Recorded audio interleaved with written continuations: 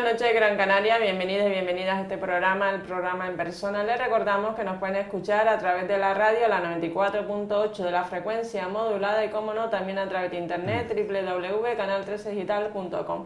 Hoy vamos a hablar de la ciudad de Telde, de política nacional, y para ello tenemos a don José Alcaraz Avellán, portavoz municipal del Partido Socialista en el Ayuntamiento de la ciudad de Telde. Muy buenas noches, bienvenido. Buenas noches. Vamos a empezar un poquito a nivel internacional sobre Francia. Hollande hace de la educación su bandera, contratando 60.000 docentes, y también pone la educación como tarea fundamental y sobre todo la asignatura ciudadanía. ¿Qué le parece este tema, don José? Me parece que es lo que hay que hacer. En definitiva, es la apuesta de futuro, siempre la educación, la innovación, la investigación, como hemos dicho. No vamos a salir de la crisis en condiciones si no apostamos por esos parámetros, por esas ideas. Pero es que aquí, al contrario de lo que está haciendo Hollande, lo que se está haciendo es desmantelar la educación pública, en términos generales, por falta de financiación y por orientar las cosas hacia la escuela privada. Es decir, un cambio de modelo. La sociedad española, durante la transición, forjó una escuela pública de calidad, con dificultades, con muchas dificultades, porque tuvimos, digamos, que escolarizar a un montón de gente que no se estaba escolarizada hasta los 16 años, extender la educación universitaria, etcétera, y eso requirió financiación, pero faltaba el reto de la calidad, ¿no?, que se ha ido poco a poco trabajando estos últimos años. Todo eso está desmantelándose por parte del Partido Popular. Sorprende, además, que se haga sin consenso ninguno, es decir, una nueva ley educativa prevista que es una imposición y un retroceso social sin precedentes, y todo eso contrasta, además, como hemos dicho, con la política de un socialista como Hollande, que él entiende que la escuela pública y la innovación y la educación son clave de futuro, y es que quien no entienda eso está, digamos, abocado al fracaso. También sobre la universidad pública no cesan de hacerse recortes, también menos docentes, y sobre todo de la privada nada se oye, porque claro, la privada va quien puede de los de ellos. Quien puede pagarlo. Quien puede pagarlo. Efectivamente, la privada, además, como no hay una inspección universitaria en condiciones, a veces los títulos y, digamos, las notas dejan mucho que desear, desde el punto de vista del rigor y de que se hagan las cosas como se deben hacer. En todo caso, estamos asistiendo efectivamente a un desmantelamiento también de la universidad pública, poco a poco, y a una privatización, entre comillas, de la universidad pública, en la medida en que el acceso se impide a las personas que no tienen recursos. Es decir, si se encarecen los requisitos para las becas, si además se incrementan las tasas universitarias de forma desproporcionada, todo eso conlleva que efectivamente las personas que no tienen recursos lo tengan mucho más difícil para acceder, y por tanto que estemos diseñando un modelo de universidad que se aleja de las necesidades sociales mayoritarias, elitista en definitiva, y no de buena calidad, para colmo, porque ni siquiera se está incrementando la calidad. Es decir, por ejemplo, yo soy profesor universitario, ¿no?, y sinceramente a mí que dar más horas no me preocupa, aunque significa siempre prepararte más las clases, tener más. No me preocupa, lo que me preocupa es que eso se haga, ¿vale? Yo trabajo más, perfecto, pero invierta usted más en becas, invierta más en tasas, invierta más en apoyar la investigación, y yo trabajo más por eso, porque creo que merece la pena. Pero si resulta que trabajan más y, sin embargo, ni la innovación ni la investigación se prima, las tasas se suben y las becas bajan o se recortan o desaparecen, pues desde luego no es una situación ni deseable ni buena, ¿no? Otro tema también importante es el tema de empleo. La pasada semana, pues la EPA del cuarto trimestre ya daba unos datos escalofriantes sobre unos cerca de 6 millones de personas que están en desempleo, y sobre todo pues el paro juvenil, un 55%, y Barroso coloca el paro juvenil como un problema. Sí, en la Unión Europea se han encendido todas las alarmas con el paro juvenil en España, ¿no? Ahora bien, es verdad que esto es parte también de la política de la Unión Europea. Advierten que la situación es dramática, que es una situación insostenible, pero no hay un cambio de política económica en la Unión Europea. Se sigue poniendo por encima de la recuperación y por encima de la inversión y de digamos, apostar por reactivar la economía, se sigue insistiendo en el control del déficit. Y ese modelo de política económica, esa actitud de política económica nos está llevando a la situación que tenemos. Claro, lo peor es que el gobierno vea como la señora Báñez vea en los resultados de la EPA cambios positivos.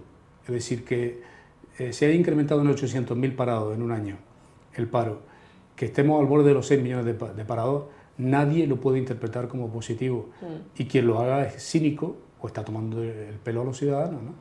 Es decir, ese dato es un dato dramático, un dato que desborda cualquier previsión, porque además significa que estamos ante una situación. El paro conlleva que mucha gente ya, familias completas, en este caso más de 1 millón y pico, no tengan, digamos, ninguna persona trabajando en la familia, todo en paro, ¿no? Y en muchos casos ya agotadas las prestaciones. Entonces, que el PP tuviera dudas sobre el plan Prepara, por ejemplo, tuviera dudas de su continuidad, a pesar de que al final los hechos le han obligado y la movilización social le ha obligado a prorrogar el plan Prepara, pero que simplemente tuvieran dudas y criticaran el plan Prepara algunos dirigentes populares, significa el grado, digamos, de desencuentro con la sociedad, de no ver la realidad social de este partido y de estos dirigentes, ¿no? Y sobre todo la ministra de Empleo también el otro día también confirmaba cotizaciones de 50 euros durante 6 meses para jóvenes emprendedores hasta 35 años. Eso más bien es un poco... ¿Cómo lo califica usted? ¿Como un parcheo? Cándido Méndez lo calificaba de parche, además, y de gota de agua en el mar, en el océano. Pero como dijo Cándido Méndez, yo tampoco voy a despreciar la gota. Bienvenida sea. Lo que pasa es que es una gota y un parche. Y evidentemente eso no va a servir sino para contrataciones precarias durante algún tiempo y en muy escasa medida. Esa no es la solución. Sí. La solución es un pacto por el empleo con los agentes sociales, la solución es inversión pública, la solución es, digamos, destinar más dinero a las políticas activas, que ha habido un recorte brutal. Y esa es la solución. Y sobre todo el Partido Popular, don José, no ha creído en la ley de dependencia que crearon ustedes, el Partido Socialista. No ha creído ni antes cuando, digamos, había posibilidades económicas para, digamos, ponerla en marcha, ni ahora. Ahora la ha desmantelado, simplemente. Es decir, estamos en un cuarto prácticamente de la inversión que hubo en relación a la dependencia, y lógicamente si el Estado recorta, las comunidades recortan, los ayuntamientos recortan, y, digamos, la dependencia no está funcionando, simplemente. Una ley que no solo era el cuarto pilar del estado del bienestar para los mayores, para las personas dependientes, para las familias, sino que además generaba empleo. Realmente ha generado empleo en este país. De hecho, potencialmente se hablaba de 300 y pico mil personas que podían, digamos, con el desarrollo pleno de la ley de dependencia, contratarse, que estamos hablando de un volumen importante de empleo directo. El indirecto sería, desde luego, bastante más. Y sin embargo, el Partido Popular, por razones ideológicas, porque no cree en la sociedad del bienestar, no cree en el Estado social realmente, quiere privatizar los servicios. Este es uno de los que, digamos, se orienta a recortar gasto público para que la empresa privada tenga un campo de trabajo, porque hay trabajo, como digo, en ese nivel, y de hecho hay empresas que están, digamos, o se están poniendo en marcha o están, digamos, sosteniéndose, digamos, trabajando la dependencia, empresas privadas, ¿no? Porque los recursos públicos no llegan, ¿no? Otro tema también importante a nivel nacional es, por ejemplo, lo que ha pasado pues esta semana con el tema del señor Bárcenas, el tesorero general del Partido Popular, con esos apuntes contables, y realmente cómo afecta la credibilidad de España a nivel internacional y sobre todo el Partido Popular, el partido que está ahora gobernando. Mira, este es uno de los casos más serios y más avergonzantes y más problemáticos por su impacto que ha tenido la democracia española, uno de los más serios que afrontar, porque estamos en un momento efectivamente sobre la credibilidad. Un gobierno que exige sacrificios durísimos a la gente, en nombre de una supuesta recuperación que siempre se aplaza en el tiempo y que ya veremos cuándo llega. Y esos sacrificios se dice que son para, digamos, estabilizar las cuentas, pero en realidad es para pagar la factura de los bancos. Estamos hablando, los sacrificios son básicamente para pagar, o una gran parte de ellos son para pagar, otros son ideológicos, otros son de cómo el PP entiende la escuela pública, la sanidad pública, etc., ¿no? Claro, un gobierno que exige sacrificio y nos enteramos que sus dirigentes, los dirigentes del partido, cobraban sobresueldo en dinero negro, presuntamente, que su tesorero durante más de 10 años está imputado en un caso de corrupción y que el tesorero ocupaba hasta hace bien poco, hasta que el asunto saltó ocupaba un despacho estando imputado y ahora ya han tenido que quitarlo de en medio y aparecen esos apuntes contables, que ya veremos si no hay más noticias derivadas de eso, y que la única explicación del Partido Popular sea esto es una conspiración contra el PP, por favor, quiero decir, da vergüenza esa contestación, pero es que la segunda es, no, esto no es verdad. No es verdad todo, pero hay algunas cosas que sí acepto que lo que dicen que son verdad. Y desde luego el señor Rajoy tiene que comparecer, dar una explicación pública, porque efectivamente, exigiendo sacrificios, la credibilidad de este gobierno está por los suelos. Todavía no ha comparecido, don José, porque ayer en rueda de prensa el secretario general de los socialistas en Tenerife decía que tenía que comparecer el señor Rajoy, que la señora secretaria general del Partido Popular, María Dolores Cospedal, no le esperaba ninguna credibilidad y sobre todo que Mariano Rajoy tenía que contestar dos preguntas: si había cobrado dinero y si lo había cobrado, si era en negro o en blanco, realmente. Y mañana tiene un congreso extraordinario. Sí, una reunión parece, ¿no? Sí. En todo caso, efectivamente son las preguntas que tiene que responder porque su credibilidad está en duda, evidentemente. La gente hoy no puede confiar en un gobierno no fiable, que no se sabe si ha cometido un delito que es de los peores, a mi juicio. Porque es que, vamos a ver, enriquecerse, porque eran, digamos, en un circuito en negro que se pedía a empresas y no era para financiar el partido o para, digamos, hacer convenciones públicas del partido o hacer tareas del partido, es decir, que también es rechazable y es condenable, sino que eso se dedicaba a sobresueldo a las personas. Y antes comentábamos que efectivamente yo entiendo que en política quien está debe cobrar un sueldo de político, sí. Es decir, pero lo que no puede ser es que si es senador o es diputado cobre de senador o diputado y que a la vez esté cobrando por el partido un sobresueldo, aunque sea en A, aunque no sea en negro, pero si es en negro, desde luego no solo es un delito, sino una vergüenza lamentable. No tiene autoridad tampoco para exigir sacrificios a la ciudadanía, no sé, porque realmente, ¿usted cree que es el mayor escándalo de corrupción que ha existido en la historia democrática? En fin, yo creo que es de los que más graves, sin duda, porque es que está ligado al caso Gürtel, que ha complicado a, digamos, comunidades como Valencia, como Madrid, como Castilla y León, etcétera, ¿no? Y que, digamos, hay un montón de personas imputadas, cargos públicos del Partido Popular, etcétera, ¿no? Y por tanto, digamos, está ligado a una trama de corrupción que afecta prácticamente a toda la estructura del Partido Popular, ya no solo la central, sino en muchas comunidades autónomas. Por tanto, desde luego es gravísimo, ¿no?, lo que está sucediendo. Y es gravísimo en una situación de crisis económica donde la confianza y la credibilidad son decisivas, son importantísimas para salir hacia adelante, que digamos, la ciudadanía crea en la política que se está haciendo y la ciudadanía no está creyendo en la política porque se está aplicando una política regresiva y negativa, pero además porque los políticos no están, el gobierno no está ofreciendo y el Partido Popular no está ofreciendo confianza ni credibilidad. Y a nivel internacional, la figura de España o la imagen de España y sobre todo de su presidente Mariano Rajoy, que no ha dado la cara todavía. Pues bueno, hemos tenido un ejemplo con las declaraciones del propio embajador de Estados Unidos, ¿no?, que ha sido muy claro. Es decir, en una época en la que a los ciudadanos se les exigen cosas, se les está pidiendo enormes sacrificios.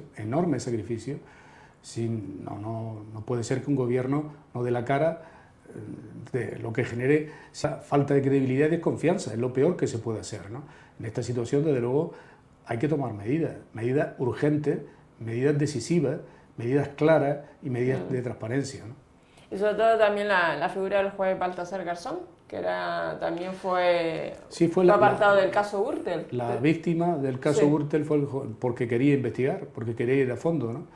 Y por una supuesta, digamos, comisión de una irregularidad en el procedimiento de las escuchas, fue imputado y fue apartado de la judicatura, nada menos, nada menos. Y otros, como dijo Rubalcaba, otros se van de rosita en otros casos simplemente porque prescriben los delitos, caso Naseiro. También sabemos que el ex tesorero del Partido Popular, el señor Bárcenas, también se acogió a la amnistía fiscal, que en principio el ministro de Economía, el señor Cristóbal Montoro, decía que no. Oiga, pero no ha habido amnistía fiscal en este país, ha habido un reconocimiento de activos, desde luego sangrante, que el señor Montoro, un personaje que debía desaparecer cuanto antes de la vida pública, nos tome el pelo de esa manera, ¿no? Claro que ha sido una amnistía y ahora se está viendo con claridad a quienes favorecieron esa ley que permitía que quien tuviera dinero negro lo declarara a coste pues muy generoso para sus arcas, ¿no? Y claro, negó por activa y por pasiva que efectivamente el señor Bárcenas tuviera, hasta que los abogados del señor Bárcenas han presentado, digamos, los papeles, y por tanto es cierto que ahora lo que dice es que eso no quita que la justicia pueda actuar y que la propia agencia tributaria pueda, si hay un delito, si es dinero, por favor. Es decir, al final la falta de credibilidad está minando la confianza en la política económica y en la credibilidad de este país internacionalmente. Esta es una situación muy difícil. Sobre todo también el señor Rubalcaba le ha dicho pues al presidente del Partido Popular, el presidente del Gobierno de España, Mariano Rajoy, que primero arreglen lo suyo para hablar después de un pacto anticorrupción, ¿no, José? Es que plantear ahora un pacto anticorrupción es como decir, vamos a taparnos las vergüenzas, no, que se esclarezca todo lo que se tiene que esclarecer, que la justicia actúe, que actúe la responsabilidad política, que se hagan los actos que se tienen que hacer y luego hablamos de pacto contra la corrupción. Cuando se aclaren las cosas, después se habla de pacto de corrupción y de medidas de transparencia y de lo que haga falta, que de luego hacen falta, ¿no? Hacen falta reformas en profundidad de muchas cosas, en la estructura de los partidos políticos, por ejemplo, los partidos políticos tienen que estar en la transparencia, la Casa Real también, y eso lo hemos... Es decir, que la ley de transparencia, por ejemplo, es una ley absolutamente insuficiente, la que plantea el Partido Popular. Nosotros, de luego, vamos a aportar en el trámite del Congreso ideas, propuestas y alternativas que la van a mejorar sustancialmente. Por ejemplo, lo que he dicho, los partidos políticos tienen que entrar dentro de los mecanismos de control, de la transparencia de la ley, claramente, y la Casa Real igual.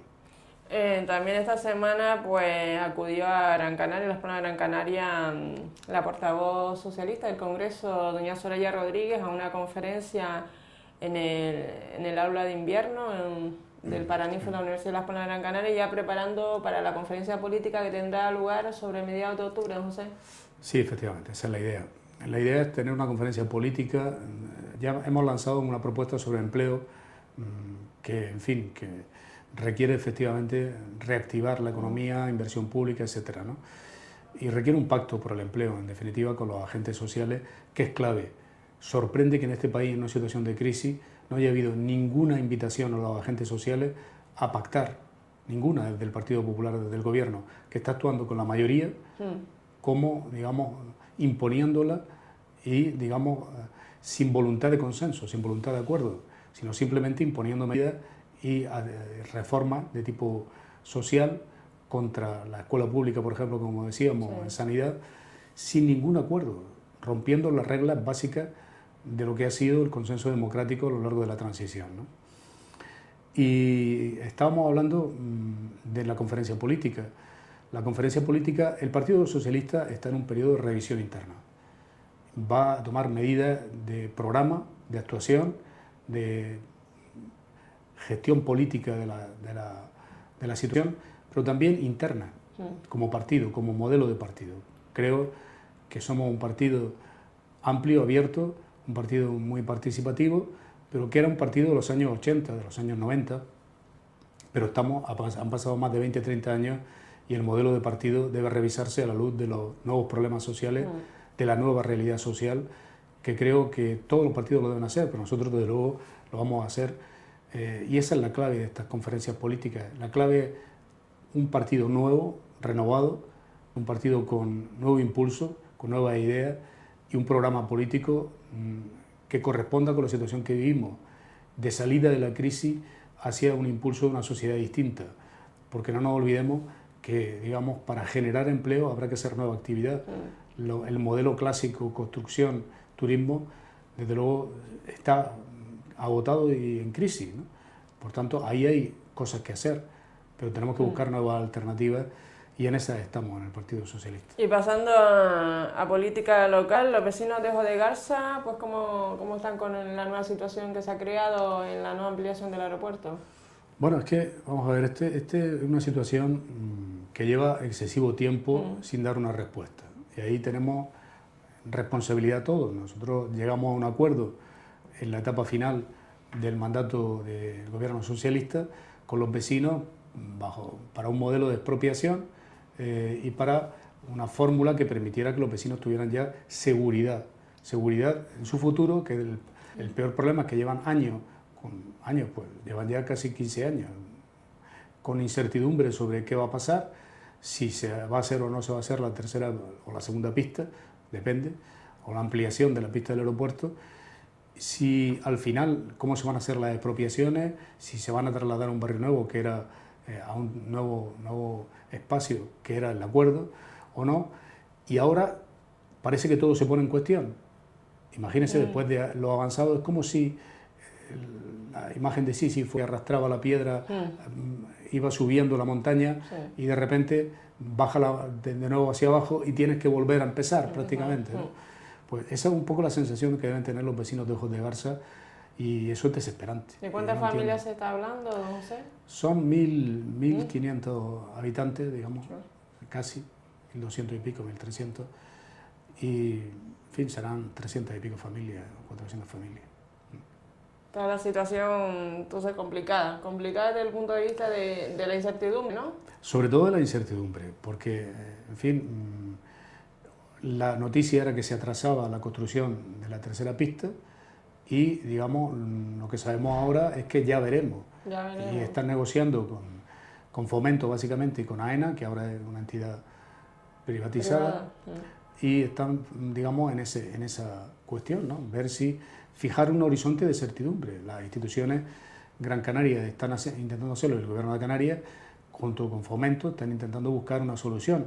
Ya vemos, pero claro, el anuncio ha sido un masazo. El anuncio de que en el 2020 o 2025 no se iba a construir la tercera pista, sino que ya veríamos cuándo, que las previsiones de crecimiento de turistas no iban en la dirección que el plan director y el plan de construcción de la tercera pista señalaban y que por tanto ya veríamos cuándo.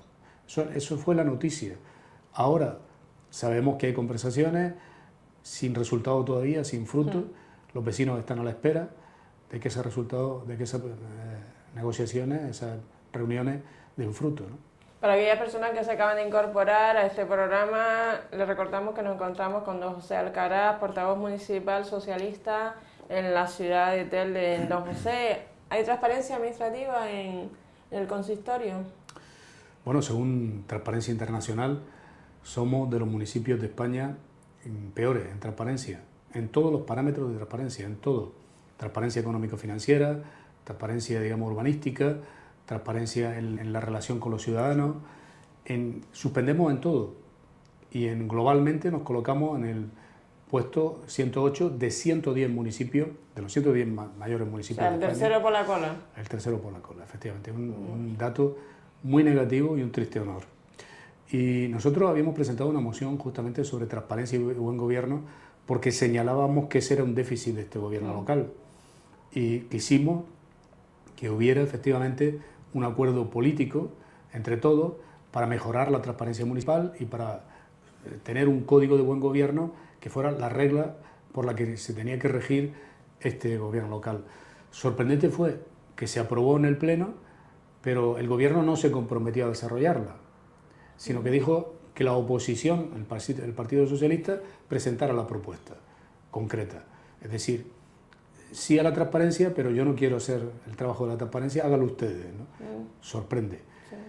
Sabían los datos de Transparencia Internacional, después de aprobada la moción, Y nosotros en el último pleno interrogamos al grupo de gobierno que qué iban a hacer, después de estos datos, que qué iban a hacer. Y entonces, como resultado de los resultados de su mala transparencia, dicen que ahora sí, que ahora se van a poner a hacer un programa de transparencia. O sea, primero no quisieron hacerlo y ahora dicen que sí, después de los demoledores resultados que reflejan que somos uno de los, bueno, el municipio más opaco de... Que no lo dice el Partido Socialista. Efectivamente. Que realmente lo dice una revista internacional de prestigio. Efectivamente, que además se encarga de auditar y de, digamos, medir la transparencia en los municipios desde hace bastante tiempo. ¿En qué momento, don José, se encuentra el plan general de la ordenación urbana de la ciudad de Telde? Pues mire, a trompicones sacaron el avance porque ya sabe que tuvieron que ampliar porque lo hicieron mal, una vez más. Y ahora están en un curioso recorrido por algunos barrios presentando el plan general. ¿Qué presentan? Pues no se sabe muy bien porque están redactando el plan inicial, es decir, para su aprobación inicial, con los resultados, se supone, de las alegaciones que ellos han admitido para incorporarlas a ese plan, a aprobación del plan inicial. En esa fase se encuentran, es decir, superado el avance, la fase de avance, y en aprobación, esperando la aprobación inicial.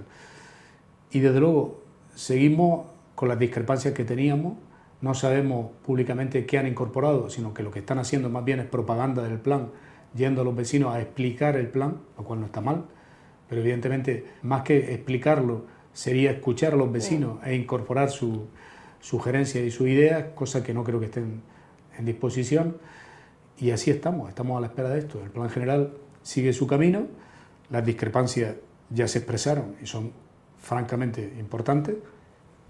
El modelo de plan general que presentan es un modelo de crecimiento desorbitado, de que no se corresponde con la crisis actual, que habla de un crecimiento de oferta de vivienda residencial absurda, de más de casi 15.000 viviendas en los próximos 10 años, y eso, es decir, para que se hagan una idea nuestros telespectadores, el anterior plan general, que era desde el 2002, preveía 300 viviendas al año de crecimiento. Este prevé 400. Es decir, en la situación en la que estamos resulta son nuevas. Es decir, sí. Y claro, del anterior plan todavía hay 15.000 que no se han construido. Que no se han construido, unidades de actuación que no se han desarrollado porque no hay, digamos, capacidad de inversión y no hay demanda. En definitiva, hay muchas viviendas cerradas. Pues para que sea una idea del disparate, del auténtico disparate que significa el plan general y por qué lo rechazamos, ¿no? ¿A los plenos acuden vecinos y vecinas a escuchar pues, lo que se dice en los plenos? ¿Son a puerta abierta o se celebran puertas cerradas? Digamos no, o sea, hay vecinos y vecinas que acuden, pero evidentemente con un aforo limitado y digamos casi por invitación más o menos, ¿no? O con una cierta invitación. No hay participación, o sea, se ha dejado solo, a pesar de que somos una ley de grandes ciudades, solo se dejó porque hizo un procedimiento correcto a una persona a explicar, digamos, una reivindicación en representación de unas asociaciones de Telde, pero la participación ciudadana, digamos, de que fomenta este gobierno es como la transparencia, escasa. Escasa. ¿Conoce usted por no decir ninguna? Por no decir ninguna. ¿Conoce usted si a través de la Concejalía de Desarrollo Local se ha fomentado algún programa para el desempleo juvenil que hay en la ciudad de Telde? A través de la Concejalía no. Desde otras instancias sí se le ha favorecido para que, digamos, desarrollen algún programa concreto, y algo ha habido, pero desde luego nada que ver con lo que había. Es decir, ha sido en cuanto a formación, en cuanto a inserción laboral y a cursos el retroceso es evidente por la falta de recursos, claro. Sí, ¿usted con qué calificación daría al tripartito de Telde? ¿Qué calificación le daría en cuanto a su gestión municipal? Yo creo que lo califica la falta de transparencia, como hemos dicho, lo califica la falta de una política justa, equilibrada, con un plan de ajuste que, digamos, solo impone carga a los ciudadanos, pero, por ejemplo, mantiene la estructura de cargos de confianza y nombramientos absurdos, ¿no?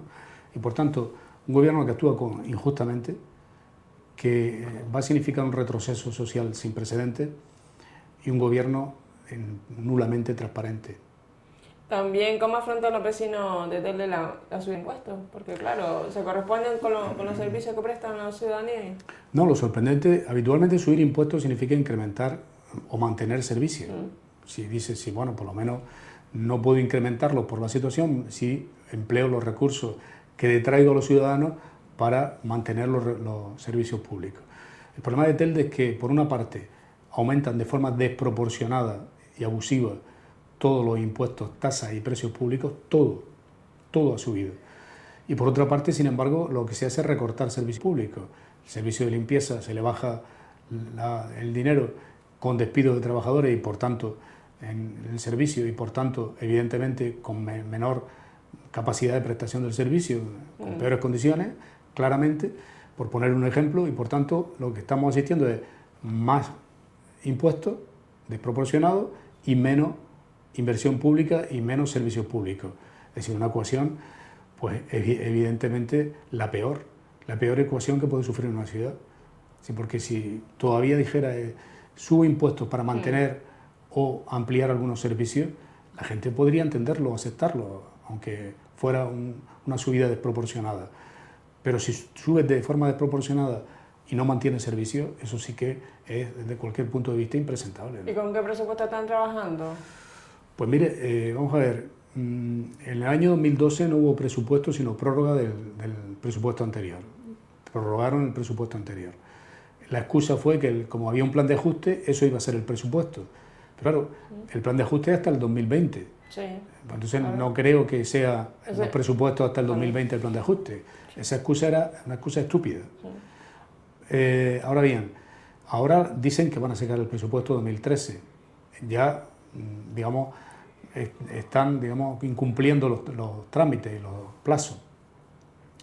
Y la alcaldesa, en un ejercicio de agudeza, dice que el presupuesto va a ser entre 80 y 85 millones, entre 70 y 75 millones. En el presupuesto actual son 73 millones. Hombre, entre 70 y 75 hay una grave diferencia, una gran diferencia, ¿eh? No es lo mismo 75 que 70, ¿no? Y más cómo están las cosas. Por tanto, no sabemos por dónde va a ir el presupuesto, como no sabemos muchas cosas de cómo funciona este grupo de gobierno, ¿no? ¿Se le facilita información a la oposición con tiempo antes? Pues mire, ¿O realmente se le facilita a lo mejor en chino? Le voy a poner dos ejemplos. El primero fue el pago a proveedores.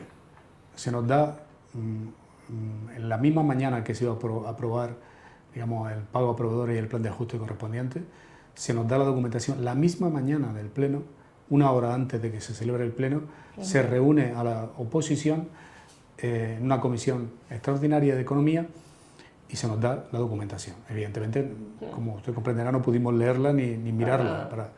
Bueno, pues en esa documentación, el listado de proveedores iba encriptado. ¿En qué sentido? Que no se ponía la relación de personas o de empresas, sino se ponía el SIF o el NIF, cosa que desde luego nosotros no podemos acceder a esa documentación, ¿no? Y la última que nos entregaron, que estaba un poco mejor, sin embargo no anualiza el pago a proveedores, es decir, no dice de qué año es la factura, con lo cual, claro, no sabemos. Ellos dicen que las facturas son todas de una etapa, de la etapa de Nueva Canarias PSOE, pero claro, no anualizan ni presentan, como lo hemos exigido, oiga, pues presente la anualizada. La anualidad. Claro, para esa transparencia. Pero una vez más, ahí también no solo fallan, sino que cometen, digamos, barras basadas en la transparencia. A propósito, ¿no? Evidentemente, ninguna duda. No hay duda. ¿Qué mociones de interés don José ha presentado pues, en el último pleno de la ciudad del Partido Socialista? Bueno, en el último pleno una moción que fue rechazada porque dijeron que ya Mariano Rajoy lo había anunciado, ¿no? Que era el mantenimiento del plan Prepara. Pero como la diferencia es que nosotros no queríamos el modelo del PP, sino queríamos el modelo de la etapa de Zapatero. La oposición votó a favor y el grupo de gobierno votó en contra, ¿no? Presentamos también una moción sobre transporte para este pleno, pero vamos justificándolo en que necesitamos un informe técnico para estudiar las propuestas que hacíamos. Debe ser que integrarse la Autoridad Única del Transporte lo tienen que decir los técnicos y no una decisión política, ¿no? Sí. Sorprendente, ¿no? y por tanto la retrasaron al próximo pleno. En esa moción queremos que efectivamente Telde mejore su transporte público, que es muy deficiente, desgraciadamente. Telde tiene muchos barrios, tiene, digamos, centralidades diversas, la comercial, la central del barrio de San Gregorio y San Juan, la costa, etcétera, ¿no? Y la conexión no es buena. La conexión es buena, hay varias operadoras actuando. Creemos que hay que regular esa, digamos, y hacer una asociación de operadoras. Creemos que Telde debe estar en la Autoridad Única del Transporte para fijar tarifas, para fijar frecuencias y horarios, que puede hacerlo si está en la Autoridad Única del Transporte. Queremos, en definitiva, que una ciudad de 100.000 habitantes debe regular su propio transporte público y no dejarlo en manos de otros, ¿no? Usted como político que está mucho tiempo en política, siendo también senador de la Comunidad Autónoma, ¿cómo percibe ahora la política así a nivel general? ¿Cómo la percibe? Pues mire, ¿cómo la ve usted? estamos ante una situación de las más complicadas que hemos vivido, ya no desde el punto de vista económico y social, sino por la repercusión en la relación entre las instituciones, la política y los ciudadanos y las ciudadanas. Yo creo que estamos en uno de los peores momentos. Y en crisis están no solo la política o los políticos y los partidos, en crisis están desgraciadamente todas las instituciones. Hay una pérdida de confianza generalizada en las instituciones democráticas. Yo creo que el reto, evidentemente, es superar esa situación, y eso solo se supera en un ejercicio de autocrítica, de cambio, de transparencia y de relación sincera y directa con los ciudadanos, eso es evidente. Para finalizar, don José, ¿qué importancia tiene la ciudadanía en política, estar inmerso pues, en la actividad política, participar activamente en política? Es decisivo. Uno de los factores que ha ido minando la relación ciudadanos-política y ciudadanos-partidos ha sido el proceso de desapego, digamos, de falta de compromiso también a veces de los ciudadanos, y de solo exigir pero no participar. Yo creo que algunas cosas, algunos síntomas han sido positivos, como movilizaciones ciudadanas, como, digamos, colectivos que se han movido en defensa no solo de intereses particulares, sino de intereses generales, ¿no? Y esa es la vía, es decir, la vía es no solo hacerlo en situaciones excepcionales, cuando hay recorte y cuando hay política dura, sino hacerlo en general. La política debe ser producto de todo, no solo producto de los políticos, como decía alguien demasiado importante, ¿no? Y que la ciudadanía participe refresca el sistema político, hace que, digamos, haya más control de la actividad política y hace que las decisiones se tomen de otra forma, ¿no? Muy bien, pues muchísimas gracias, don José Alcaraz, por estar aquí. Gracias. Gracias a ustedes. Espero que la entrevista de hoy de don José Alcaraz Avellán, portavoz municipal socialista en la ciudad de Telde, haya sido sagrado. Muy buenas noches, Gran Canaria.